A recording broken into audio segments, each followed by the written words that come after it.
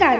महाराष्ट्रातील विविध क्षेत्रातील बातम्या झटपट आपल्या मोबाईलवर पाहण्यासाठी लगेचच सबस्क्राइब करा राष्ट्रशक्ती लाईव्ह न्यूज आणि सोबत बेल आयकॉन प्रेस करायला विसरू नका.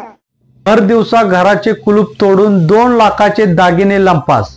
घरात कोणी नसल्याचं पाहून घराला लावलेले कुलूप तोडून अज्ञात चोरट्याने आत प्रवेश करत कपाटातील 2,40,000 रुपये किमतीचे सोन्याचे दागिने पळवून नेल्याची घटना दिनांक 2 जानेवारी रोजी सकाळी 10 ते दुपारी 2 वाजण्याच्या सुमारास मोहोळ तालुक्यातील खंडाळे येथे घडली.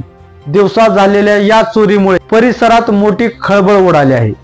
याबाबत मोहोळ पोलिसांनी दिलेल्या माहितीनुसार मोहोळ तालुक्यातील खंडाळी येथे वैभव गुंडीबा मुळे हे कुटुंबासमवेत राहतात.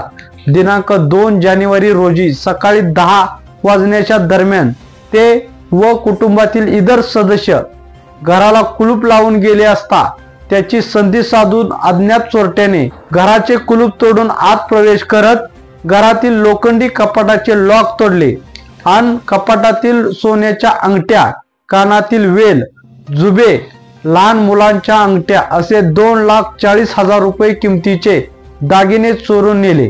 याबाबत मोहोळ पोलीस ठाण्यात अज्ञात चोरट्याविरोधात गुन्हा दाखल करण्यात आला असून अधिक तपास पोलीस उपनिरीक्षक केसरकर करीत आहेत.